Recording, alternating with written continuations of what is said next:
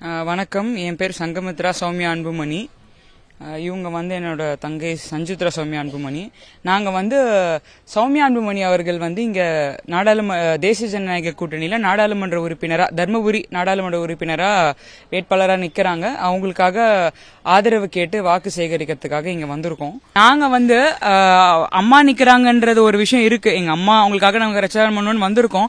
ஆனால் அதை விட இந்த மக்களுக்கு ஒரு நல்ல வேட்பாளர் அவங்களை எழுந்துடக்கூடாது, இது அவங்களுக்கு எடுத்து சொல்லணும், அவங்கள பற்றி தெரியணும். ஏன்னா கூடவே நாங்கள் இங்க இருக்கவங்களுக்கு கண்டிப்பா தெரியும் சௌமியா அன்புமணி என்ன எல்லாத்தையுமே சொல்லுவாங்க.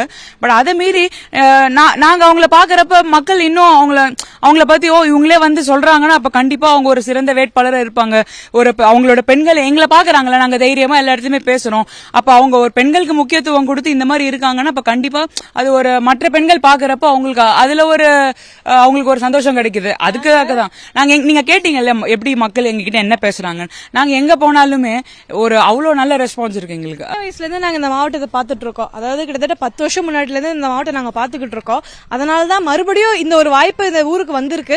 அதனால இந்த வாய்ப்பை நாங்க விடக்கூடாது. அதாவது தர்மபுரி நாங்க எங்க சொந்த ஊராவே, 2வது சொந்த ஊராவே ஏத்துக்கிட்டோம். அதனால நம்மளது எங்க தர்மபுரி மக்கள் இந்த வாய்ப்பை மறுபடியும் விடக்கூடாதுன்றதுக்காக தான் நாங்க களத்துல இறங்கி நாங்க மறுபடியும் நாங்க வந்திருக்கிறோம். ஏற்கனவே நாங்க சின்ன வயசுல வந்ததை பார்த்தோம். அதுலயே எங்களுக்கு ரொம்ப சந்தோஷமா நல்ல ரெஸ்பான்ஸ் வந்துச்சு. இப்ப எங்க அம்மா முனைவர் சௌமியா அவங்க நிக்கும் போது இன்னும் நல்ல ரெஸ்பான்ஸ் வரதால எங்களுக்கு ரொம்ப சந்தோஷமா இருக்கு. அதனால இன்னொரு விஷயம் என்னன்னா, எங்களுக்கு இது ஒரு வகையான ஒரு இது எங்களுக்கு ஒரு வகையான சக்தி ஒண்ணு கொடுக்குது. மக்களோட சந்தோஷத்தை, மக்களோட அன்பு, ஆசை, அதாவது ஆதரவு எல்லாம் பார்த்து எங்களுக்கு ரொம்ப சந்தோஷமா இருக்கு. அதனால மீண்டும் மீண்டும் நாங்க களத்துல வரோம். இது மட்டுமே எங்களுக்கு ஒரு பெரிய காரணம். அதனால நாங்க மறுபடியும் சொல்லிக்கிறோம், இந்த வாய்ப்பை தர்மபுரி மக்கள் யாருமே விடக்கூடாது. அதுக்குதான் ரொம்ப முக்கிய காரணமா நாங்க இங்க வந்திருக்கோம்.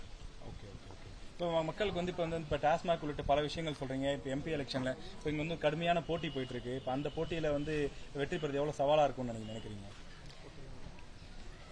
இல்லங்க, கண்டிப்பா நம்ம நாங்க ஜெயிச்சிருவோம், இவங்க ஜெயிச்சிருவாங்க அப்படின்னு சொல்ற அளவுக்கு நம்ம அந்த அளவுக்கு ஒன்னும் மற்றவங்களையும் நம்ம கம்மியா எடை போட்டு அந்த மாதிரி பேசக்கூடாது. நாங்க எங்களால என்ன முயற்சி பண்ண முடியுமோ அதை பண்றோம். இப்ப நாங்க களத்துல இருக்கிறது பாத்தீங்கன்னா நாள் ரொம்ப குறைவா இருக்கு. சோ அவங்களால இது ஒரு 2 மாசத்துக்கு முன்னாடி நம்ம இந்த டேட்டு கிட்ட அனௌன்ஸ் பண்ணியிருந்தாங்கன்னா கண்டிப்பா சௌமியா அன்புமணி இப்ப நாங்க இங்க நின்றுட்டு இருக்கோம், இந்த தெருவில் அவங்க நின்று இதே மாதிரி வாக்கு கேட்டிருப்பாங்க.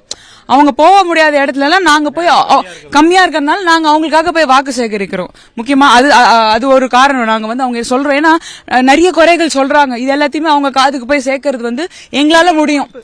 நாங்க போய் அம்மா இந்த மாதிரி சொன்னாங்க, இதை பாருங்க, இந்த ஒரு ஊருக்கும் போயிட்டு என்ன பிரச்சனை, அந்த ஊருக்கு என்ன பிரச்சனைன்னு நாங்க கேட்கறோம். கேட்டு சில ஊருக்கு போனா டவர் வேணும்னு கேட்கறாங்க, சில ஊர்ல கரண்ட், சில ஊர்ல எங்களுக்கு மண்டபம் கட்டி கொடுங்க, இந்த கூட்டு குடிநீர், இந்த இடத்துல டேங்க் வேணும்னு கேட்கறாங்க. அதெல்லாம் நாங்க எடுத்துட்டு போய் நாங்க சும்மா அங்கே எங்களோட செவியில அப்படியே இந்த பக்கம் வாங்கிட்டு அப்படியே போல நாங்க கேட்டுட்டு எடுத்துட்டு போய் நாங்க சொல்றோம். அம்மா இந்த மாதிரி சொல்லி இருக்காங்க, நீங்க அதை பாக்கணும், நம்ம கண்டிப்பா பாக்கணும்னு சொல்லி கட்சி நிர்வாகி எல்லாருக்கிட்டுமே சொல்றோம்.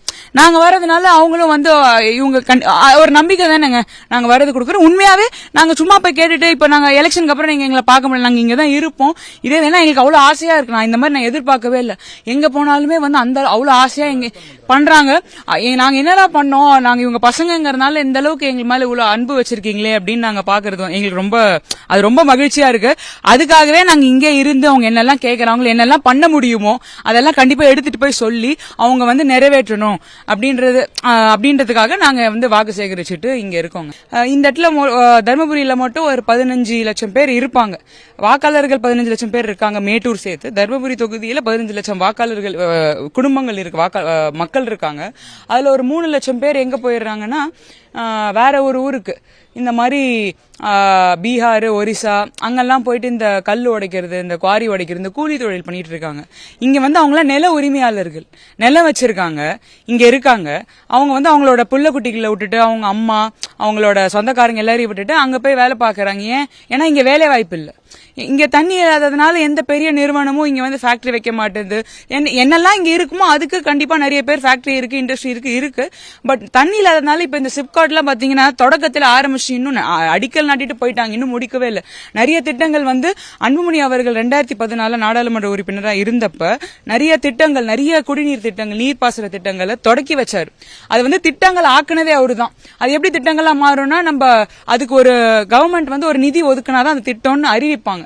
அது மாதிரி ஒரு குட்டி அப்போதைக்கு சின்னதா நிதி ஒதுக்கி அது திட்டமா மாத்திட்டாரு. சோ இப்ப அது வந்து பிளான்ல இருக்கு. இப்ப சௌமியா அன்புமணி வந்தாங்கன்னா அதை வந்து அவர் இன்னும் தொடர்ந்து இருந்தாருன்னா கண்டிப்பா முழுமைப்படுத்தி இருப்பாரு. அப்ப அந்த வாய்ப்பு கிடைக்கல. இந்த முறை சௌமியா அன்புமணி அவங்க வந்து நாடாளுமன்ற உறுப்பினரா ஆயிட்டாங்கன்னா கண்டிப்பா அதை வந்து போராடி அந்த திட்டத்துல முடிப்பாங்க. செய்திகளை உடனுக்குடனும் துல்லியமாகவும் தெரிந்து கொள்ள சப்ஸ்கிரைப் பண்ணுங்க.